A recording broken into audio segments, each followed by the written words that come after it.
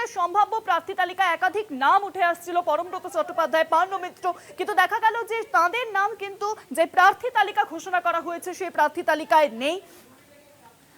অর্থাৎ এবার কিন্তু রাজনৈতিক ব্যক্তিত্বদের উপর বেশি নজর রাখা হচ্ছে। তৃণমূলের যে প্রার্থী তালিকা প্রকাশ করা হয়েছে সেই প্রার্থী তালিকা থেকে একেবারে স্পষ্ট 294 কেন্দ্রে প্রার্থী তালিকা প্রকাশ।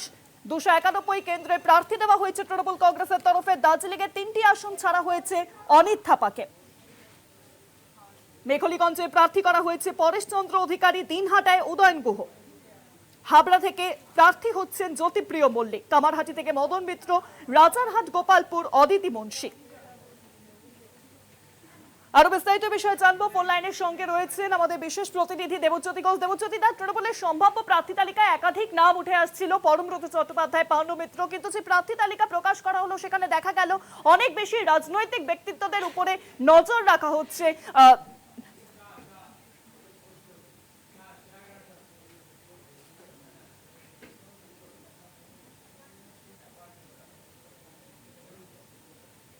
দেবজ্যোতি, শোনা যাচ্ছে?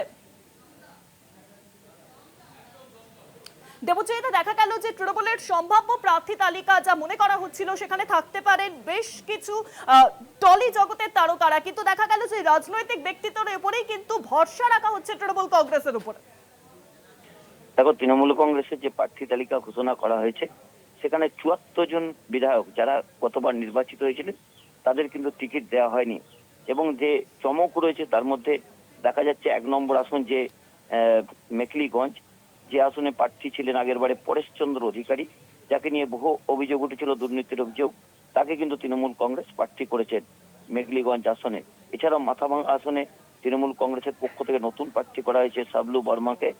এছাড়াও কোচবিহার উত্তরে পার্থপ্রতিম রায়কে কিন্তু এবারে টিকিট দেওয়া হয়েছে।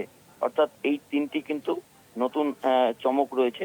এছাড়াও তৃণমূল কংগ্রেসের পক্ষ থেকে যে প্রার্থী তালিকা ঘোষণা করা হয়েছে বেশ কয়েকটি জায়গাতে বড়সড় পরিবর্তন করা হয়েছে এবং অত্যন্ত বেশ কয়েকটি গুরুত্ব যেমন দেওয়া হয়েছে। এছাড়াও তৃণমূল কংগ্রেসের পক্ষ থেকে যে পাহাড়ের 3টি আসন, সেই 3টি আসন কিন্তু অনিত থাপার দলকে ছেড়ে দেওয়া হয়েছে। সেখানে তৃণমূল কংগ্রেস কিন্তু প্রার্থী দেয়নি। এই প্রথম তৃণমূল কংগ্রেস রাজনৈতিক দল তৈরি হওয়ার পর 294টি আসনের মধ্যে 3টি আসনকে ছেড়ে তাদের প্রার্থী তালিকা ঘোষণা করলেন। প্রার্থী তালিকায় বহু চমক রয়েছে। কুণাল ঘোষ, তিনি এবারে নির্বাচনে টিকিট পেয়েছেন। দেবাংশু ভট্টাচার্য টিকিট পেয়েছেন। দিনাঙ্কুর ভট্টাচার্য টিকিট পেয়েছেন। এছাড়াও বিদেশ বোস, বিখ্যাত ফুটবলার, তিনি টিকিট পেয়েছেন। অত্যন্ত গুরুত্ব দিয়ে তৃণমূল কংগ্রেসের পক্ষ থেকে তারা কিন্তু এবারে ঋতব্রত চট্টোপাধ্যায়, তাকেও কিন্তু উলবেড়িয়া থেকে টিকিট দিয়েছেন। হুগলিতে 2টি আসন, সেখানে তার মধ্যে খানাকুল, গোঘাট, সেখানেও নতুন প্রার্থী দেওয়া হয়েছে। অত্যন্ত গুরুত্ব তৃণমূল কংগ্রেসের পক্ষ থেকে প্রথমত রাজনৈতিক ব্যক্তিত্বদের দেওয়া হয়েছে এবং সেভাবে কিন্তু চলচ্চিত্র জগতের যারা পরিচিত মুখ, যাদের নাম শোনা যাচ্ছিল, তাদের কাউকেই কিন্তু তৃণমূল কংগ্রেসের পক্ষ থেকে টিকিট দেওয়া হয়নি। উল্টে বেশ কয়েকজনের নাম কিন্তু পরিবর্তন করা হয়েছে।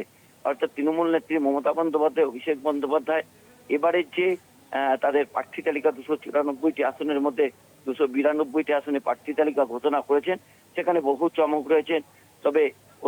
তবে গুরুত্ব সবচেয়ে পেয়েছে যে দলের পুরনো কর্মী এবং দলের যারা সংগঠনের সঙ্গে যুক্ত তাদেরই মূলত প্রার্থী করা হয়েছে।